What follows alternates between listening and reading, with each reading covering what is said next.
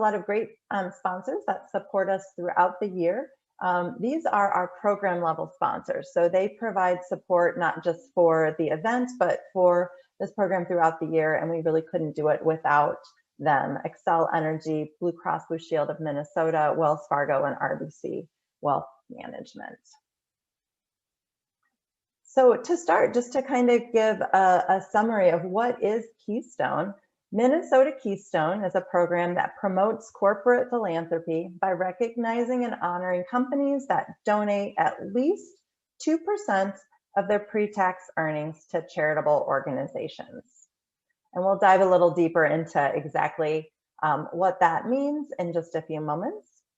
The program began in 1976.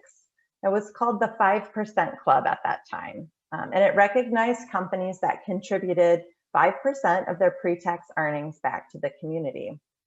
We still have companies today that were a part of that initial 23 companies that are members of Minnesota Keystone. We call them our founding companies, which is amazing. If you think about giving 5% of your pre-tax earnings over the course of 44 years, the impact that those companies have had is astounding. The program itself quickly evolved from a 5% club into adding the 2% as well. It gives companies, and it was determined to give companies, a goal to work for. We're recognizing that 2% of your pre-tax earnings is a significant amount. And also then it's a stepping stone so that we can continue to develop our giving programs up to that 5% level. So today we still recognize companies at either a 2% giving level or a 5% giving level. And that is kind of the history and the why. Qualifying companies have an operating presence in Minnesota, and that's really it. It doesn't have to be headquartered here, just to have an operating presence in Minnesota and donate cash, in-kind donations, including pro bono services or employee paid time off up to that 2%. And before we go any further, just really want to kind of emphasize a couple of sort of those frequently asked questions. And the first is that it is 100% free to be a member of Minnesota Keystone. So you do not have to pay a membership fee. We use the term member, which can be confusing since this is a program of the Minneapolis Chamber. So the second point I always like to make is that a company does not need to be a member of the Minneapolis Regional Chamber in order to participate in Keystone. They do not have to be a member of any chamber. It is a statewide program for companies that donate at least 2% of their pre-tax earnings, and they just have to have a presence in the state of Minnesota and be giving at that level to be part of Minnesota Keystone. So those are sort of the frequently asked questions that I just always like to emphasize before we move on. I will say that the companies that donate to their communities are typically companies that are engaged in their communities and oftentimes are the companies that see benefit in being a member of their local Chamber of Commerce. So why be a member of Minnesota Keystone? First of all, I think the Minneapolis Regional Chamber has been a strong supporter of Minnesota Keystone since its inception. We've been the host of the program because the Chamber knows that businesses play such a critical role, not only in the economic success of our region, but also in the overall well-being, quality of life for our community members. So businesses, Minnesota Keystone member businesses support the arts, infrastructure, education, and safety net providers in our community. And Minnesota is known for its high level of business philanthropy, volunteerism, and community engagement. The Minnesota Keystone program's goal is really to help nourish and lift up this culture by recognizing companies doing good in their communities. We promote the standards for corporate giving through our percentage-based program, which is really the key because it isn't only for those large companies, right? 2% is 2% is 2%. So if I'm a small one-person company that's donating 2% of my pre-tax earnings, it makes a difference. If I'm a larger company and giving 2%, it also makes a difference. So really that's where that percentage standard comes into play. It's not a dollar figure, it's your percentage of your company's pre-tax earnings. And we promote that through that percentage-based measurement We also offer events for education, peer-to-peer resource sharing, and networking. And we'll get a little bit more into that a little bit later. So what's in it for a company to join Minnesota Keystone? Oops, Sarah, I'll actually have you go back one. You're good. There we go. So they do, as a company, you receive year-round recognition on the Minnesota Keystone website. We have close to 200 companies that are Keystone members from across the state. You also receive recognition at the annual Minnesota Keystone Luncheon, and we really like to celebrate our new members as well as our anniversary companies. So every time you hit an anniversary with a Minnesota Keystone year of 5 or 10, we celebrate that anniversary and recognize that company's giving. We also have an honored company program that once a company, has been a part of Keystone for 5 years or more, they can apply to have their giving program kind of set up as exemplary and be honored for their giving in the community. Minnesota Keystone companies also have access to the Minnesota Keystone logo. They can use that on their website. They can use that on their marketing materials. Not only is that great for customers, but it's a super powerful tool when looking at our recruitment for talent attraction and retention. We know that good employees want to work for companies who are engaged in doing great things in their community.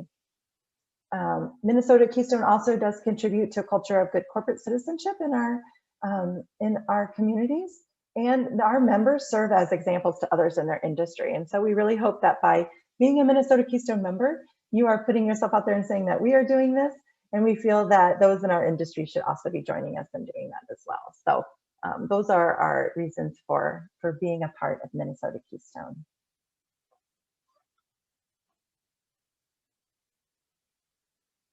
We'll dive a little bit into qualifying contributions, so kind of break that down a little bit, and then we'll take a moment to kind of digest and give you all a chance to ask questions.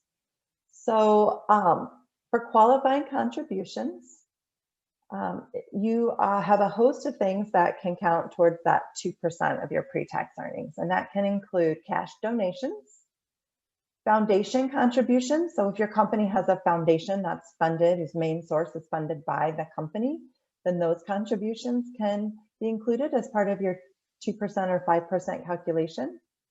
Direct granting from that foundation or from the company itself. Matching gifts for employee giving and fundraising, as well as Dollars for Doers program if you give for employee volunteerism service contributions. Additional qualifying contributions are in-kind contributions. So if you donate product, if you are a professional service and you donate services, whether it be your accounting or creating a website or doing a marketing campaign for a nonprofit agency, you can use the market value of those pro bono services to count towards your percentage. Direct or associated costs of employee volunteerism. So if you have groups of volunteers that are volunteering on paid company time, that can be added towards your 2% as a qualifying contribution, as well as the administrative costs that are charged for your contribution programs. And finally, you can also use your employee and teams of employee fundraising events if that's being done on company time and employee giving campaigns. So those are kind of, in a nutshell, qualifying contributions. We do have an opening for other as well. So if there's something very specific or special that your organization is doing that you feel qualifies as a qualifying contribution, by all means, that is something that you can also include. And I'm happy to always talk one-on-one with companies to kind of help determine not only if it is a qualifying contribution, but also how to quantify it. That's a lot of information. We do provide a tool to help assist with this, and it may be a little small here on our screen, but I can certainly pull it up for you as well. It's on our website. This is our giving level worksheet, and it is here to kind of list out all of those potential contributions and help calculate your percentage of giving. This worksheet is for internal use only for your organization. You can complete it, determine your percentage. We do not need to receive it as proof. We really just want to provide it as a tool to help when you go to do your enrollment. You simply let us know if you are at the 2% or the 5% level. It does give you a place to list your pre-tax domestic earnings for the fiscal year, and then do an estimation of your contributions, and then to determine that percentage. And we always say, so if you're between 2% and 4.9%, as it says on the form, then you're at that 2% level. Everything 5% and over, then you're at the 5% level. A couple of other kind of clarifications on that. So when determining your domestic earnings for your fiscal year, we let you determine, whatever that fiscal year is. So you're going to use that year. We're always looking at the previous year's contributions. So companies that are enrolling in 2020 right now, they are using their 2019 numbers to determine that level of giving. So I know that's oftentimes a question. And we allow companies to use various kind of segments of their business. So if you have a division, it's just Minnesota. If you're a business that has many branches, if they're a national or even an international company, you can, if you have numbers of earnings and then also giving just for Minnesota, you can use those numbers. If you want to use company-wide, you can use those numbers. We always just ask that you kind of make sure you're using an apples to apples approach, where if you're using, pre-domestic earnings for just Minnesota, then you're only using the Minnesota numbers for contributions. Certain companies, if you are in an industry that has rapidly fluctuating kind of incomes, you can use a rolling 3-year period to determine your giving level. Again, we just ask that there's consistency there. So if you're using a rolling 3-year period, that you do that this time, that you also use that in following years to calculate that giving level. And so I will take a big breath and pause there and ask what questions you have so far. Okay.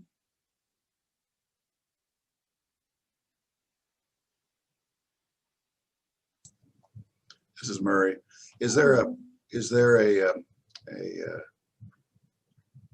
what am I trying to say? Can their contributions only be used on certain kinds of projects, or with certain nonprofits, or just, is there any requirement where the money can be used? That's a great question. So the answer is no. So as long as they are a charity, a 501c3, or something of a similar, then it doesn't matter kind of what industry or area they're helping in. Okay, good. Mm-hmm. And we have Keystone companies that, as I said, focus kind of on Minnesota, but we also have some that use, if they're looking at national numbers, they may have some national, international work that they are doing and contributing, and that can go towards the Minnesota Keystone program percentages as well. So again, as long as it's just sort of that same to same comparison. One other question. Mm-hmm. One of the biggest barriers in my work of trying to get these young people careers started is transportation. Mm-hmm. Unfortunately, a lot of the people we work with through the nonprofits we help are in the cities. And many of the jobs that would be perfect for them are outside the city. They're in the suburbs, and transportation stinks. Public transportation stinks that way, getting to a job.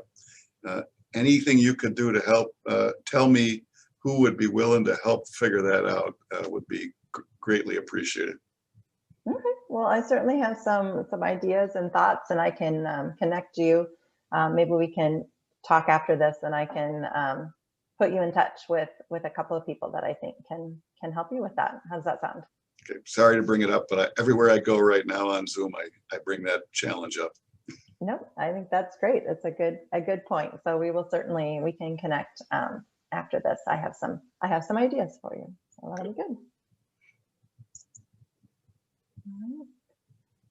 I think something we oftentimes look at, so when counting volunteerism costs, you again can use any volunteerism hours that are being work that's conducted on the company's time. So you can calculate that either using actual cost, if those are figures, either median or actual cost of that employee that's volunteering, or you can use the state average hourly rate, which I think currently is $26.80 some cents. So you can use that rate as well. So whichever is more preferable for you. And keeping in mind too, that it's not just actual physical volunteer time, but if you have employees that serve on nonprofit boards where they're donating their time and they're doing that for the company and representing the company, then that time can also be added into those volunteerism hours. So those are important contributions, and we appreciate companies making those.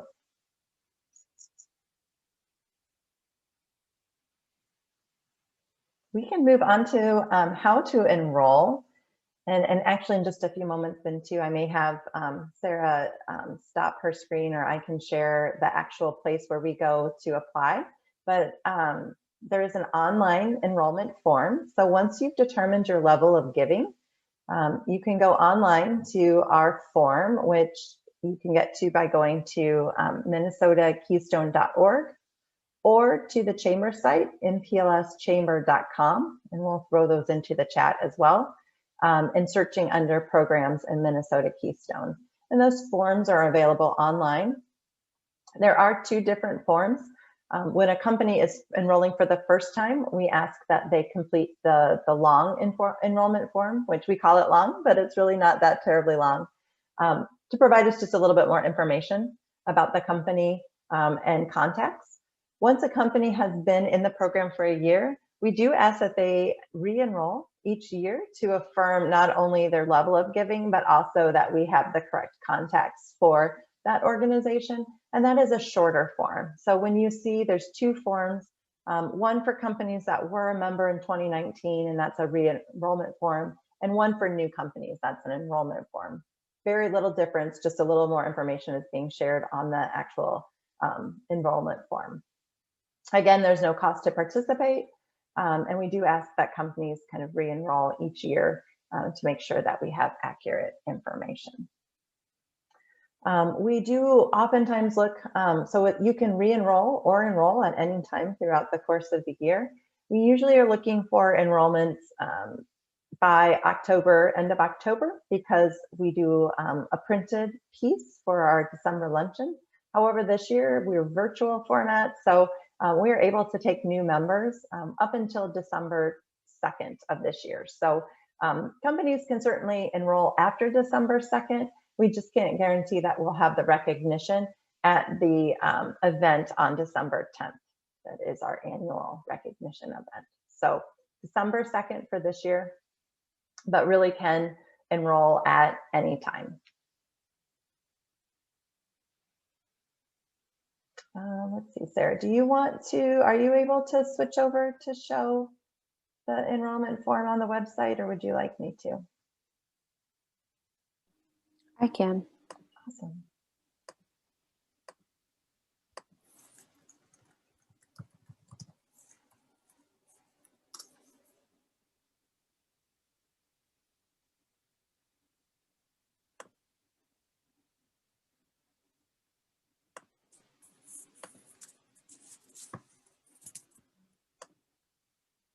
While Sarah's pulling that up, questions that you might have?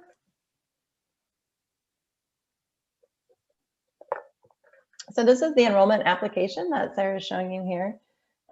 Basic company information, address, Twitter handle. We have a lot of great social media feeds, including one for MN Keystone. At MN Keystone is the Twitter handle. We do a lot of promotion. So when we hear about our Keystone members doing great things in the community, we always want to share that out, and we want to make sure that we are tagging your company appropriately. So we like to get that Twitter handle from you. We also like to get your company logo, because we do use that, especially as a new member, to showcase at the event. And so it's easier if we collect those logos as we go along, rather than try to get them last minute right before the event or before we need them. So we don't use them without your, other than at the annual event, we always reach out to verify logos if we would use it for some other kind of promotional piece. Contact information.